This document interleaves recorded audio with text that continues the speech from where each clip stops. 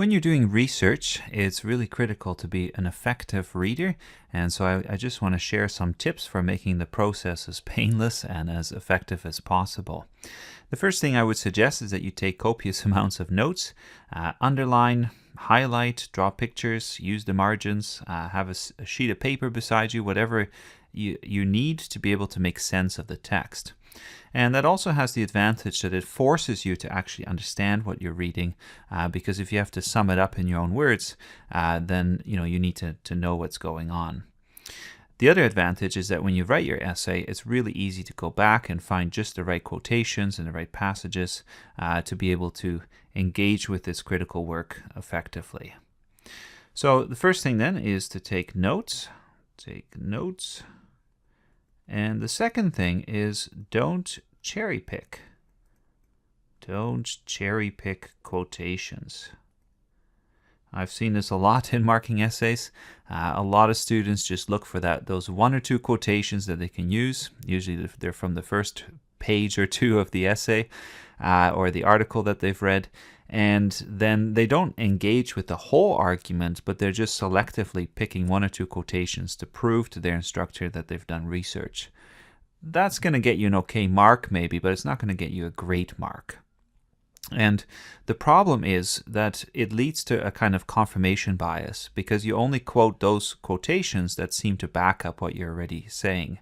And that's not really a constructive way to do criticism. And eventually it's going to catch up with you, right? Because it's going to be more and more difficult to write complex senior papers. So really try to avoid cherry picking quotations. The next thing is then to understand the general argument. So grasp the main point. And try to grasp the main point as soon as you can. And you can often do that just by looking at the title or the abstract if there is one, and then kind of skimming through and getting a sense of what's going on. And as you go through this, you'll see that this particular article by Stephen Pressman is about grade inflation, so the way grades in colleges and universities keep rising across the board.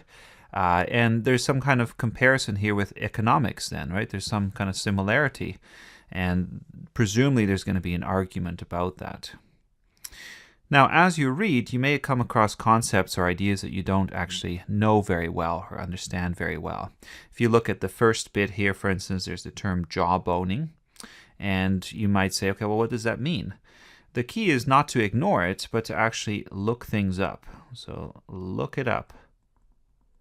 Go online, do a little Google search, and you'll find that there is a definition for jawboning. It means when political figures exert a kind of moral pressure on those below them to try to get things done. Right? It's like giving lectures instead of having an actual economic policy. So that helps us then to understand what's going on in this article, and that it makes the reading process much easier. The next piece of advice I have for you is to read selectively. Read selectively. Which may seem kind of counterintuitive. Shouldn't we read everything and in detail? Well, no, because if you do that, you'll get bogged down in the details and you'll have a hard time seeing the bigger picture. And it may happen that there are articles you come across, let's say, that are totally irrelevant to your research. Or that maybe they have some relevance, but there are better ones, and you want to quote from those. And I think too often what students end up doing is they find an article, they feel they have to quote from it, because they have invested some time in it, and otherwise it's pointless. But good research ignores articles and books that are not relevant, and you really have to learn to do that so that you use the best research. But even as you read, it's important to become adept at kind of bracketing ideas to get at the main point. So if you look at the second paragraph here, for instance, it starts, to take one concrete example, at my university average grades increased from 2.89, blah, blah, blah, blah, blah. You can see from quickly skimming through this paragraph that this whole paragraph is going to be about rising GPAs, right? It's just going to give some examples of rising GPAs. At this point, you have to decide, do I need to read this whole paragraph and remember every single rise in GPA? Is that going to be relevant? Well, maybe. At some point it may be, right? If you want to contest the findings here and you find other studies that suggest that GPAs have not risen, then you can come back to this. But at the moment, what you should be thinking is, okay, the whole paragraph deals with examples of rising GPAs. That's what it's about. I'm just going to read on, right? So think about each paragraph as a unit. So see paragraphs, that's the paragraph symbol, as units. And then treat these units as either, useful or not, and move on. And so as you go on here, just to give another example, the next paragraph goes, these higher grades might be acceptable if they were due mainly to better prepared students or to students who are working harder and therefore getting better grades. You can see that you can summarize this paragraph with the word causes, right? Causation. What is causing grade inflation? That's the question. And right away, the researcher is asking, well, do the students deserve the better grades? Okay, so if we can figure out what the main point is, what the research question is, then we can decide, do we need to read this or not? In this kind of article, we know that the author is going to assume that there has to be some kind of root cause to the issue, right? And as we skim through this, we can see that the researcher is not interested in saying that students deserve these grades. They don't. But there is some other economic kind of consideration here, or some larger issue that leads to grade inflation. So again, just skim through, get a sense of what the main argument is, and you can see, the next paragraph it says, nor are college students studying more. Well, we're not giving the students the credit. And then the next paragraph talks about economics. And that's critical then. We can see, okay, well, this is where the argument really starts, right? This is where we need to zoom in and get a grasp of what's being said. But this is also where things get a little bit more difficult. Because especially if you're not in economics, your eyes might kind of glaze over when you read this. When it says economics distinguish two types or causes of price inflation, demand pull and cost pull. And you go like, well, what is going on? Well, this is really where you need to take notes, okay? So I would suggest, make a graph, make a picture. Make a picture of it. Use your notes to understand what's going on. And as we look at this then, it's actually not too hard if we put it in picture form.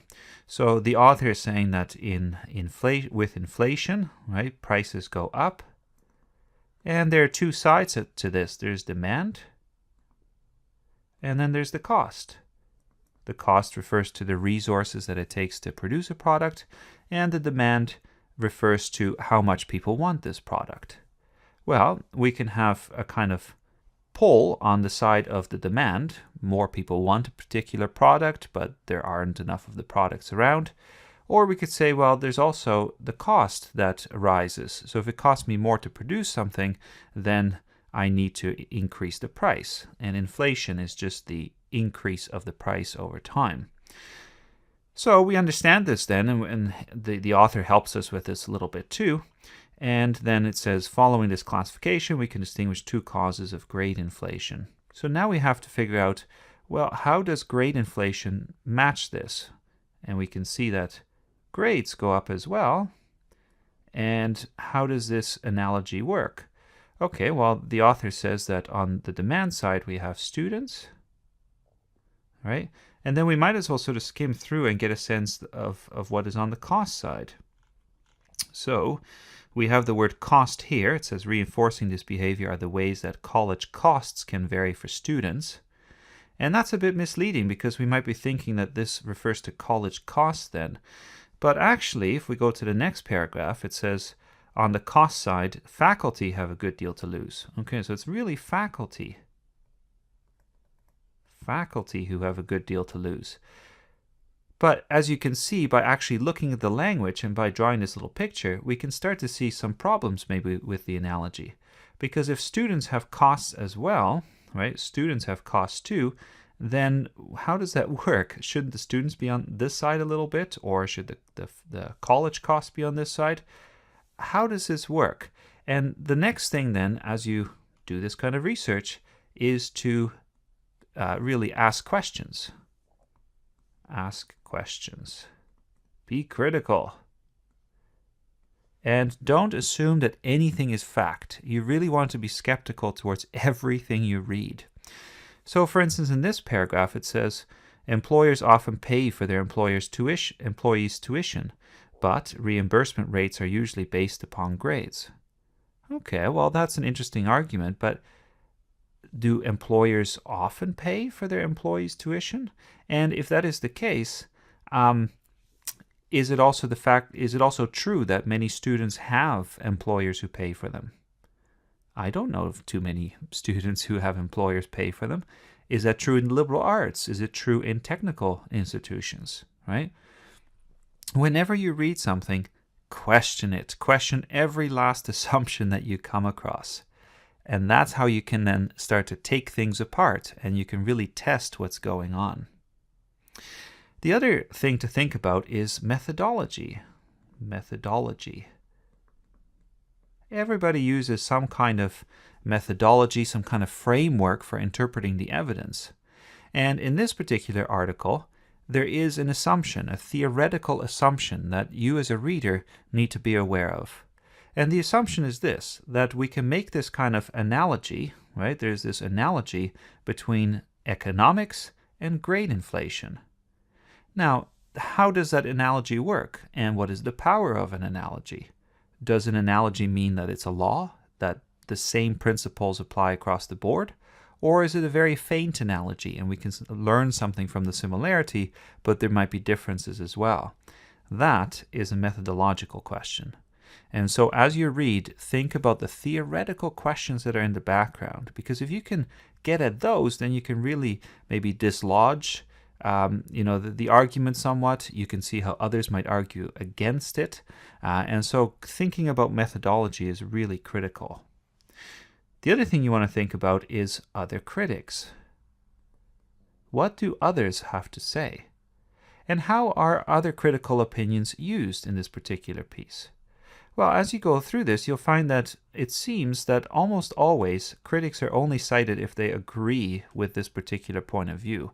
It's very rare in this article to actually find a source that's mentioned that disagrees. And that should raise your suspicion somewhat, right? So for instance, in this case, at the end of page 96, it says, moreover, there is good empirical evidence that learning is negatively associated with lenient grading. And then there's a citation.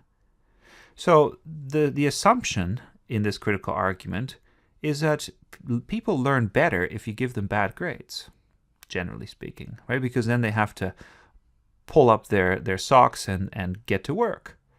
Is that true, though? And perhaps we can find another study that says something quite different. So think about then, how are other critical sources used? And what you should do then is read these critical sources as having a conversation with each other. And is this particular critic being fair in the way he or she deals with the conversation? I tend to think of criticism as a bit like people entering a room, right? So you enter the room, you're the newbie, and you have to kind of make a name for yourself. Well, when you enter the room and there's all these other people there, if you come in and you sort of stand there and you say, well, this is my opinion, and you don't say anything about anybody else's ideas, that's really rude. So what you want to do is you want to have a conversation. You want to say, well, you have said this, but I think this. And if this critic, right, critic A, says, well, all of these people agree with me, then you might be a little bit skeptical and say, okay, but what about the second group? Have you talked to them? And have you said something about their opinions? And if not, then maybe we need to actually engage with that and make this a better discussion. Okay, so really try to engage with others. And then the last point I'll mention is simply the point or the question, who cares? Does this argument really matter? And to whom does it matter? What is the investment or the bias of the author who wrote the piece? Why did he or she write it? Look up his or her biography. Look up institutional support. Try to figure out where is this coming from and what are the results of this. And then the last question, of course, is, do you care? Is it relevant to you? And if not, then don't use it as a source, and you can establish that usually in the first few pages. And if it is, then decide how you can deal with it fairly and in a constructive manner that doesn't just cherry pick for quotations, but deals with it in a kind of wholesome and complete way. So hopefully that helps you make some sense of critical sources and gives you some strategies to really investigate and deal with them honestly.